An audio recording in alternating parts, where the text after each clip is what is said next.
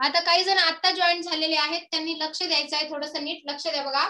आता आपल्याला एक्झाम्पल्स बघायचे आहेत. याआधी आपण आधीच्या लेक्चरमध्ये काय पाहिलंय की आर्टिकल्स म्हणजे काय, एकूण आर्टिकल्स किती आहेत, आर्टिकलचे प्रमुख प्रकार किती आहेत, त्यामध्ये असणारे जे 2 प्रकार आहेत त्या प्रकारापैकी जो इनडेफिनिट म्हणजे अनिश्चित आणि डेफिनिट म्हणजे निश्चित, ह्या प्रकारामध्ये वर्गीकरण कसं केलं जातं, ए अँड एन कशामध्ये आहे, द कशामध्ये आहे, त्यानंतर ए आणि एनचा उपयोग केव्हा केला जातो त्याविषयीचे नियम पण सांगितले. आता चला आपण पुढच्या या टॉपिक मध्ये आपल्याला हे बघायचं आहे की एक्झाम्पल उदाहरणांचे दाखले देऊन समजून घ्यायचं आहे. ओके, तर बघा नियम आधी सांगितलाय, थोडीशी पार्श्वभूमी आपण पाहूया. ए हे उपपद वापरताना कोणती काळजी घ्यायची, ए किंवा एन दोन्हीही उपपदे वापरताना कोणती काळजी घ्यायची, ते सामान्य नाम म्हणजे कॉमन नाउन असले पाहिजे, ते सामान्य नाम हे एकवचनी असावे, ते सामान्य नाम हे काउंटेबल मोजता येण्यासारखे असावे आणि त्या नामाबद्दल आपल्याला कोणतीही निश्चित माहिती असू नये, म्हणजे निश्चित माहिती नसावी. ठीक आहे, तर अशा प्रकारे हे पॉइंट आहेत दोन्हींमध्ये कॉमन. आता त्या दोन्हींची विभागणी आपले वेगवेगळे करायचे, ए आणि एनला, ए केव्हा आणि एन केव्हा, कारण दोन्ही तर आपण एका ठिकाणी वापरू शकत नाही. वापरू शकतो का, बिलकुल नाही. पण ए केव्हा वापरायचं, तर ज्या वर्णाची सुरुवात ही व्यंजनाने झालेली आहे, नुसत्या व्यंजनाने नाही. अपवाद आहेत, जसं की युनियन सांगितलंय, किंवा आता पुढे सांगणार आहे मी, अवर आहे म्हणजे H O U U R म्हणजे तास, त्यामध्ये एच हे व्यंजन आहे, त्याला बाराखडीमध्ये, इंग्रजी बाराखडीमध्ये ह म्हणतात, परंतु त्या ठिकाणी त्याचा उच्चार अवर असा होतो, म्हणून ते जरी व्यंजन दिसत असलं तरीही त्याची सुरुवात ही स्वराने झालेली आहे, म्हणून त्या ठिकाणी एन हे उपपद वापरावं लागतं. त्यानंतर एचा नियम सांगितला, ज्या वर्णाची सुरुवात ही व्यंजनाने झालेली असून त्याचा उच्चार सुद्धा व्यंजनासारखा असेल, जरीही स्वराने सुरुवात झाली तरी उच्चार व्यंजनासारखा, ज्या ज्या वर्णाचा उच्चार म्हणजे उपपद हे स्वराच्या किंवा व्यंजनाच्या उच्चारावर डिपेंड आहे, साऊंड म्हणजेच उच्चारावर डिपेंड आहे, त्यावेळेस ए आणि जिथं स्वराने सुरुवात, स्वराच्या उच्चाराने सुरुवात आहे त्या ठिकाणी एन हे उपपद वापरावं लागतं. अशा प्रकारे ही आहे मागची पार्श्वभूमी. चला तर मग आपण पुढच्या नियमाकडे जाऊया. मी तुम्हाला आता सांगितलं, a and an are use before a noun when it is newly introduce, म्हणजे काय, नामाचा उल्लेख केलेला असेल प्रथमच, न्यूली इंट्रोड्यूस म्हणजे एखाद्या नामाचा प्रथमच उल्लेख केलेला असेल, त्यावेळेस प्रथमच उल्लेख, कधी प्रथमच उल्लेख केलेला असतो आणि कधी नसतो. जसं की आता एक उदाहरण तुम्हाला सांगितलंय, this is a book, the book is written by Rabindranath Tagore. This is a book प्रथमच उल्लेख केलेला आहे, एक पुस्तक आहे, पण निश्चित कोणतं आहे माहिती नाही, म्हणून आपण त्याला ए बुक, उच्चार ब आहे म्हणून त्याला ए हे उपपद वापरलं. तेच उदाहरण पुढे continue, the book is written by Rabindranath Tagore, ते पुस्तक रवींद्रनाथ टागोरांनी लिहिलेले आहे, म्हणून बुकच्या अगोदर द हे उपपद वापरलं, कारण पुस्तक कोणतं आहे हे आपल्याला नक्कीच माहिती आहे आणि नामाचा प्रथम उल्लेख झालेला नसून दुसऱ्यांदा झालेला आहे. असे उदाहरण आपल्याला भरपूर बघायचे आहेत. चला तर मग आपण सुरुवात करूया अशा उदाहरणांना.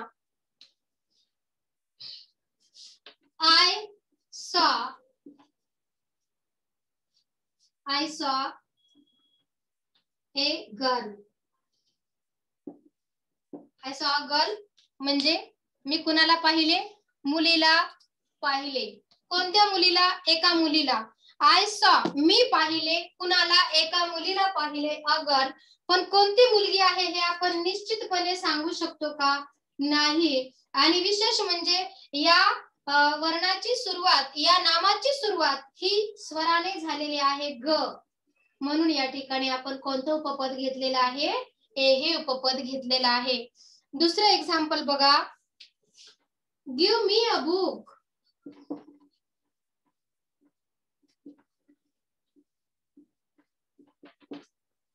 मला एक पुस्तक द्या. कोणतं पुस्तक, तुम्ही जर एखाद्याला म्हटलं गिव्ह मी अ बुक, तो विचारणार, हा पुस्तक पाहिजे, पण कोणतं, निश्चितपणे आहे का कोणतं पुस्तक पाहिजे, नाही. आणि उच्चार व्यंजनाने झालेला आहे, म्हणून या ठिकाणी कोणतं उपपद येईल, ए हे उपपद येईल. पुढे पहा, आणखी काही एक्झाम्पल आपण घेतच आहोत आता.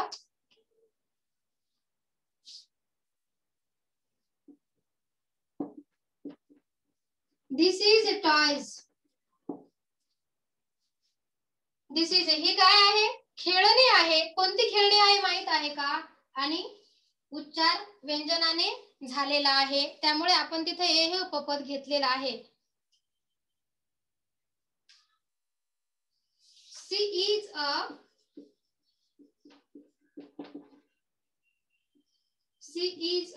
Teacher. She is a teacher. She is a teacher म्हणजे इथं आपण ट घेतलेला आहे, हे व्यंजनच आहे. निश्चित कोण टीचर आहे म्हणून माहिती नाही, याकरिता आपण इथे हे उपपद घेतलेले आहे. आता अशा प्रकारे हे उपपदांचा आपण इथे उपयोग करत असतो. आणखी काही उदाहरण बघा.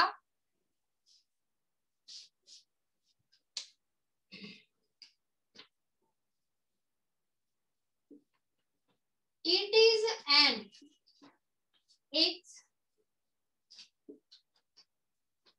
करा बरं विचार, कशाने सुरुवात झालेली आहे? एन का वापरलंय? पटकन सांगायचं. एन का वापरलेले आहे ते पटकन सांगायचं.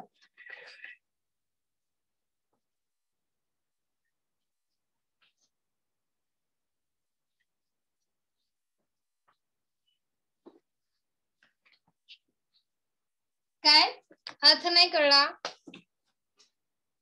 स्वर आहे. ओके, कोणता स्वर आहे या ठिकाणी? ई. एक जो म्हणतो आपण, हे हा मराठीतील स्वर आहे, म्हणून या ठिकाणी आपण काय वापरलेलं आहे? एन हे उपपद वापरलेले आहे. ओके, चला पटकन स्क्रीनशॉट काढता की कसं करता? फोटो काढता, पटकन काय करायचं ते करा.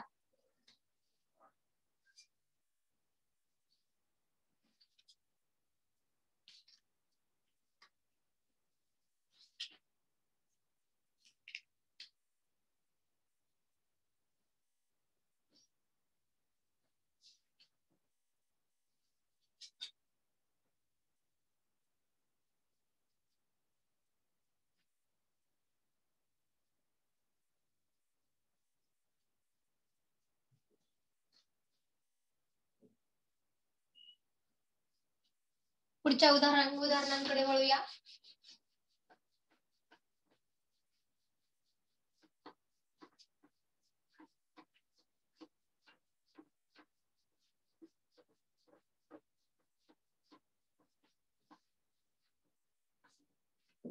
Copper is useful metal.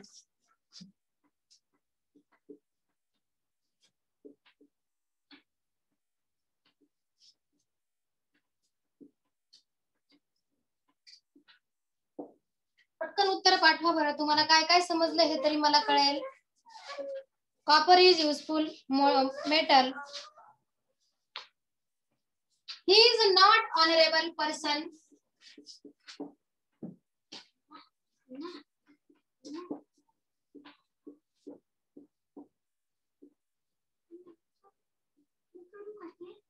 Yes. He is not honorable person.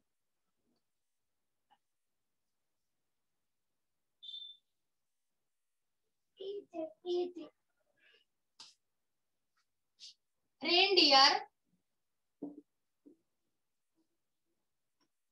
is native. Reindeer is native of Norway.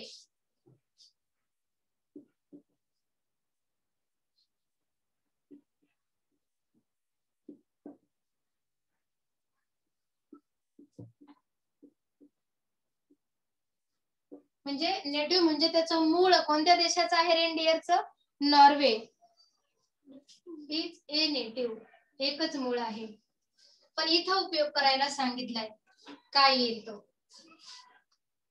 पण हे उदाहरण यामध्ये घेऊ नका, या नियमामध्ये हे बसणारच नाही. पुढे she is a good girl. आता तिथे मी सांगितलं तुम्हाला, she is a good girl. त्यानंतर पुढचे बघा, hair is dash umbrella.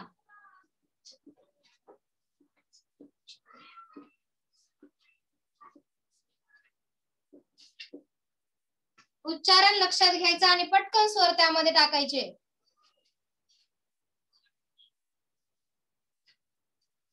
I saw a woman with a baby in her arms.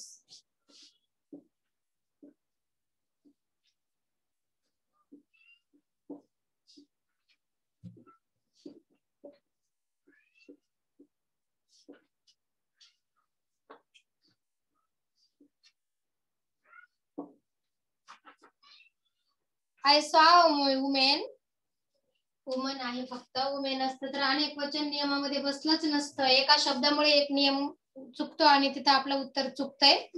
I saw a woman with a baby in her arms. मी एका स्त्रीला पाहिले, तिच्या सोबत तिच्या हातामध्ये मूल होतं, बेबी होती. अ बेबी इन हर आर्म्स, तिच्या बाहूमध्ये, आर्म्स म्हणजे बाहू, हातामध्ये, बगलेमध्ये काय होतं, मूल होतं तिच्या सोबत. काय बघितलं, मी एक स्त्री पाहिली, एक वचन आहे, एक मूल, बेबी. इथं आता अ किंवा एन केव्हा घ्यायचा, इथं उच्चार कसा झालेला आहे, व, इथं उच्चार झालेला आहे ब. म्हणून या दोन्हीही नामांच्या अगोदर कोणतं उपपद आलेले आहे, ए हे उपपद आलेलं आहे. समजलं का तुम्हाला आता ह्या उदाहरणांचे दाखले देऊन? कॉपर इज, इथं काय आहे, यू आहे. यू हा स्वर आहे, परंतु याचा उच्चार मराठीतील या स्वराप्रमाणे झालेला असल्यामुळे copper is a useful metal. He is a not honourable person. आता इथं एच आहे, हे नियम तुम्हाला आता सांगणार आहे मी. इथं एच आहे, एच या वर्णाला इंग्रजी बाराखडीमध्ये ह म्हणतात, परंतु काही हाऊस, HOUSE मध्ये काय होतं, याला आपण काय म्हणतो, हाऊस म्हणतो. आणि इथं ऑन, HONOUR यामध्ये मात्र आपण याचा उच्चार अ असा करतो. हा काय आहे, अ हा स्वर आहे, आधुनिक स्वरामध्ये येणारा हा स्वर आहे. म्हणून या ठिकाणी आपण ए घेण्याऐवजी काय घेतलेला आहे, एन घेतलेला आहे, ऑनरेबल पर्सन. अशा प्रकारे ही इज अम्ब्रेला, अ हा उच्चार असल्यामुळे आपण इथं एन घेणार आहोत. समजलं सर्वांना हे? आणखी काही उदाहरणांची गरज आहे का?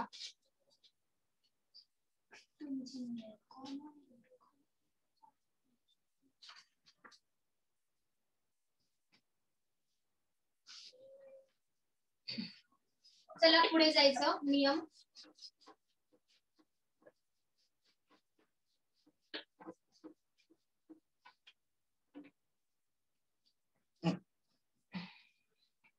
आता एच बद्दल तुमचं अंडरस्टँडिंग क्लिअर झालेलं नसेल तर अंडरस्टँडिंग क्लिअर करून घ्या. काय होतं,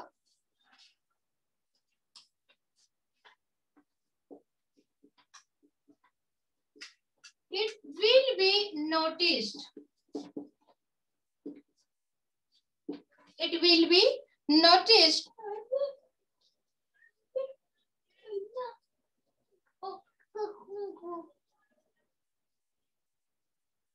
that the words our honest ear,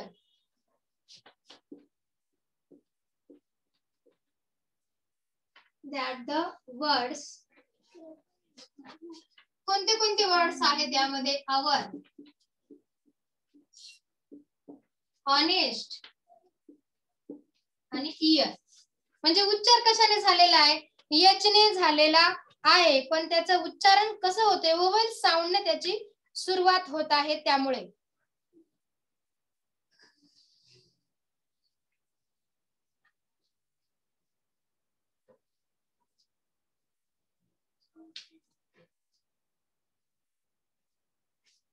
म्हणजे इंटियल कन्सोनंट नसून, म्हणजे याचा प्रारंभ स्वराने झालेला नसून तो व्यंजनाने झालेला आहे. इंटियल कन्सोनंट हे काय, कशाने याचा प्रारंभ झालेला आहे, याचा प्रारंभ हा दिसतोय हे सुरुवात व्यंजनाची, पण याचा उच्चार हा कशाप्रमाणे आहे, ओवेल साऊंड, म्हणजे स्वराप्रमाणे उच्चार. स्वराप्रमाणे उच्चार असल्यामुळे अशा प्रकारचे जे एक्झाम्पल्स असतात. आता इथं आवर म्हणजे काय, तास, आवर, उच्चार कसा निघतोय, आवर, याला काय म्हणतात मराठीमध्ये, त्याचं मीनिंग आहे तास. त्यानंतर ऑनेस्ट, ऑनेस्ट इथं अ आलेला आहे, इंग्रजी वर्णमालेतील स्वराप्रमाणे उच्चार. याचा अर्थ काय होतो, प्रामाणिक. दिस इज ऑनेस्ट बॉय, आपण असं म्हणतो, तो प्रामाणिक मुलगा. This is an honest boy. Heir, heir म्हणजे काय, वारसदार. वारसदार. हेअर नाही म्हटलं बरं का मी.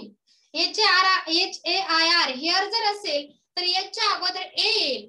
हा जर एच असेल HAIR, मात्र याचा उच्चार हेअर असा होतो. आणि याच्या अगोदर काय येणार, ए येणार की एन येणार, तर या ठिकाणी काय येणार, ए हे आर्टिकल येणार. परंतु या ठिकाणी हा एच आहे, पण याचा उच्चार आपण इयर असा करतो, म्हणून याच्या अगोदर काय येणार, एन हा स्वर येणार. अंडरस्टँडिंग क्लिअर झालंय का तुमचं सर्वांचं? ठीक आहे. हे झालं एन आणि ए मध्ये दोन्ही एन ए आणि अ आणि एन मध्ये असणारे हे झाला याचा अपवाद. आता आणखी एक अपवाद कोणता आहे तो आपण पाहूया.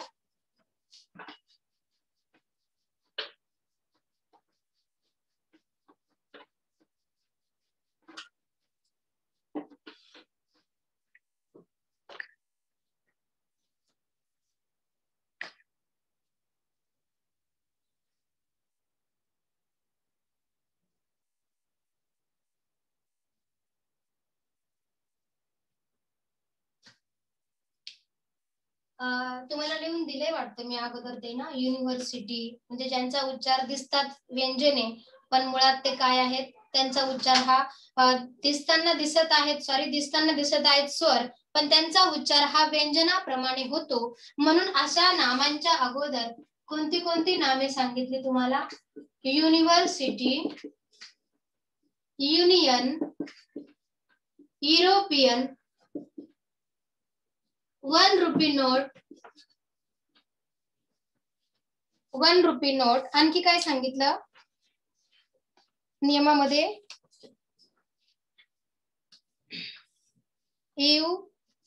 युनिफॉर्म, युजफुल आर्टिकल,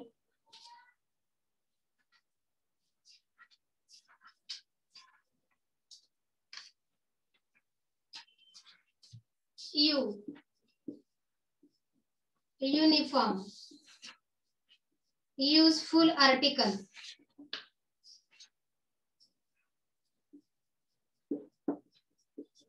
यामध्ये बघा, याचा उच्चार युनिव्हर्सिटी, ह्या सर्वांचा उच्चार ह्या मराठीतील व्यंजनाप्रमाणे होतो. युरोपियन, 1 रुपी नोट, त्याच्यानंतर इथं आता यू बद्दल थोडस हे आहे, कन्फ्युजन आहे, पण तिथं पण याचा उच्चार हा कशाप्रमाणे होतो, व्यंजनाप्रमाणे होतो. म्हणून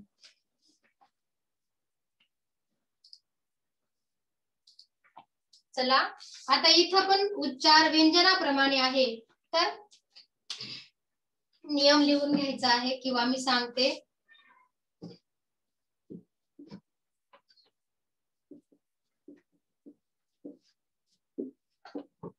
या नामांचा उच्चार,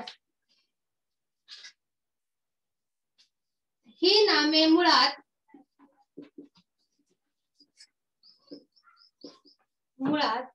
स्वराने सुरू झालेली आहेत.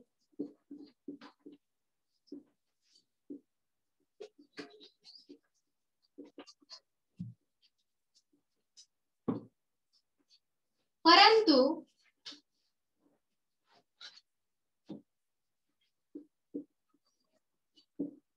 या नामांचा उच्चार हा कशाप्रमाणे होतो, उच्चार हा व्यंजनाप्रमाणे होतो.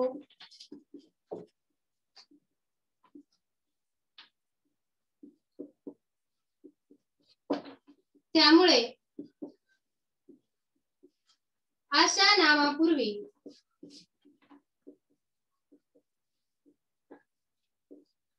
काय करायचं, कोणतं उपपद वापरायचं अशा नामांपूर्वी? हे उपपदच वापरावे लागते.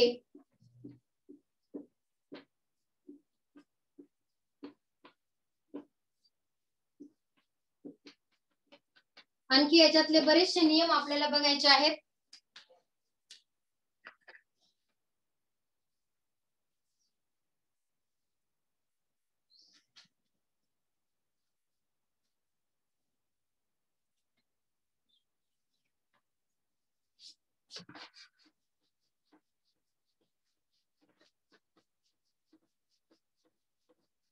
लक्षात आलं का? जे तोंडी सांगितलं ते आता लिहून दिलेलं आहे, त्यामुळे यामध्ये समजून सांगण्यासारखं असं काहीच नव्हतं, हे मात्र लक्षात असू द्या.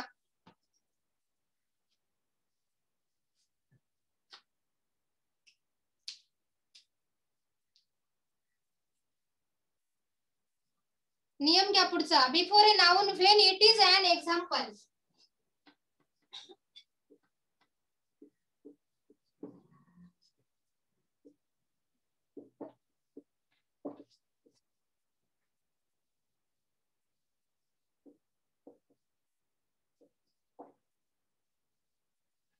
Before a noun when it is an example of a class. Here the meaning of.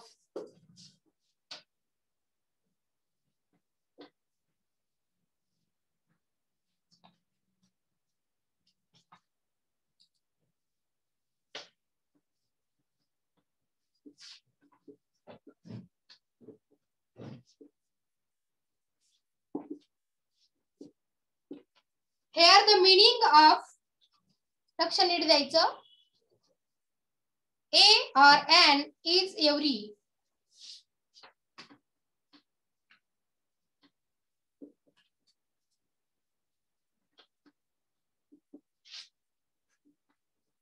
काय म्हणायचं याला आता आपण? हे ठीक आहे, ही डेफिनेशन हा नियम लिहून दिलाय. Before a noun when it is an example of a class, here the meaning of a oblique an is every.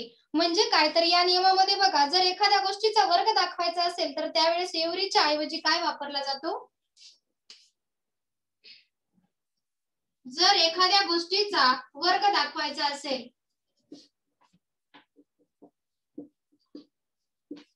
नियम खूप महत्वाचे असतात.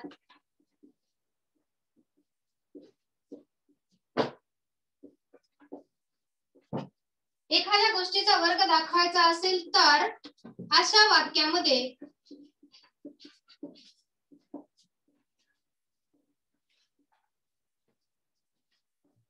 एव्हरीच्या ऐवजी ए किंवा एन उपयोगात आणतात.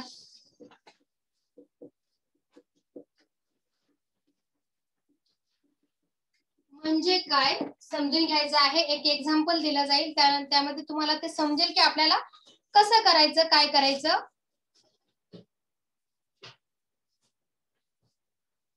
काही उदाहरणामध्ये एव्हरी पण दिलेलं नसेल, मग तुम्ही त्यावेळेस काय करणार?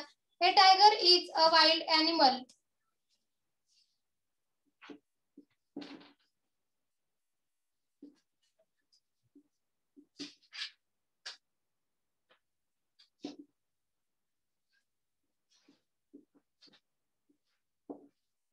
इथे आता डायरेक्टली तुम्हाला ते हे उपपद वापरूनच दाखवलेलं आहे. अ वाईल्ड एनिमल इथं बघा, किंवा अ टायगर बघा. एव्हरी टायगर म्हणजे एव्हरी म्हणजे काय? कोणताही. एव्हरी म्हणजे दर किंवा कोणताही त्याला आपण म्हणू शकतो. एव्हरी म्हणजे कुठलाही असो.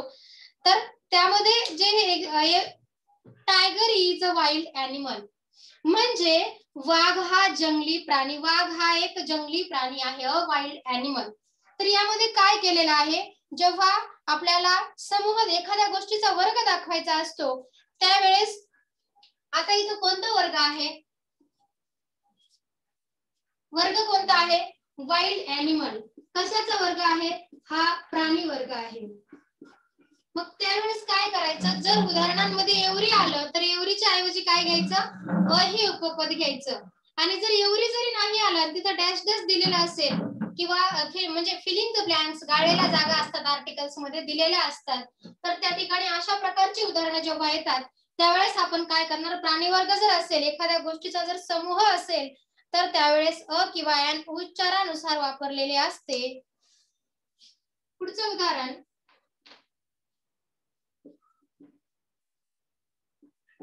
अ काऊ एट्स ग्रास. तुम्हाला आता एट्स म्हणजे काय? एट म्हणजे खाणे. आता इथं अनेक वचन केलंय, म्हणजे अनेक वचनामध्ये याचं नाही झालेलं, हे क्रियापद आहे. क्रियापदाला यस किंवा यस प्रत्यय लागत असतो. तो नियम आपण पुढे पाहणार आहोत, म्हणून याकडे जास्त फोकस करायचा नाही आर्टिकल्स मध्ये. तर काय करायचं? पहिल्यांदा हे बघायचं की समूह कशाचा आहे. अ काऊ एट्स ग्रास म्हणजे गायींचा समूह आहे, गवत खाणाऱ्या गायींचा समूह आहे. त्यामुळे अशा वाक्यामध्ये त्यांना कोणतं उपपद जोडायचं असतं, अ किंवा ॲन. तर यामध्ये उच्चारानुसार क हा उच्चार निघत असल्यामुळे आपण त्या ठिकाणी हे उपपद जोडलेलं आहे. समजले सगळ्यांना? आता ह्या प्रकारच्या उदाहरणामध्ये आपण किंवा ॲनचा उपयोग कसा करतो. दुसरं उदाहरण यामध्ये का घेतलेलं नाही, तर त्यामध्ये आपण हे केले म्हणजे तशा प्रकारचा उच्चारच तिथे आलेला नाही.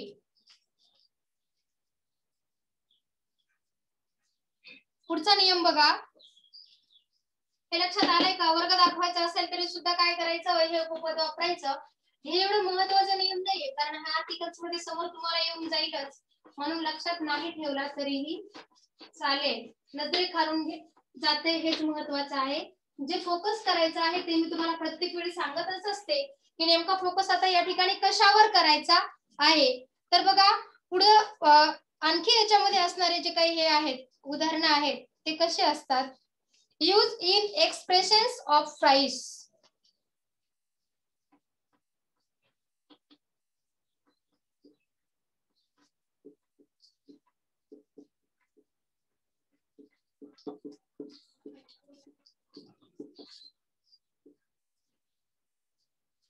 यूज इन एक्सप्रेशन्स ऑफ, नीट लक्ष द्यायचं, use in expressions of price speed ratio. Price speed ratio. Price म्हणजे किंमत, स्पीड म्हणजे वेग, रेशो म्हणजे त्याचं असणार गुणोत्तर.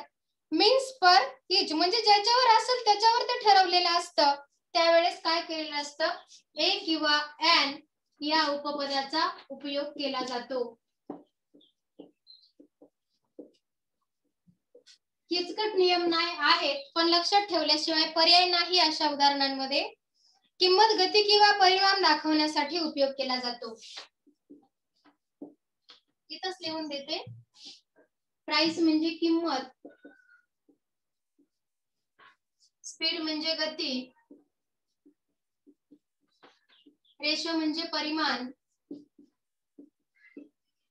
यावेळेस अशा वेळेस या अशा नामांच्या अगोदर कशाचा उपयोग केला जातो, ए किंवा ॲन या उपपदांचा उपयोग केलेला असतो. तर अशा प्रकारे आपण द कॉस्ट ऑफ सफरचंद इज 20 रुपीज पर किलो असे एक्झाम्पल यामध्ये येतात. तर आपला हा शेवटचा 1 मिनिट राहिलेला आहे या लेक्चरचा. आपण राहिलेला भाग नंतरच्या नेक्स्ट लेक्चर मध्ये पाहूया. आणि या ठिकाणीच आपलं लेक्चर आता संपत आहे. तर आज रविवार असल्या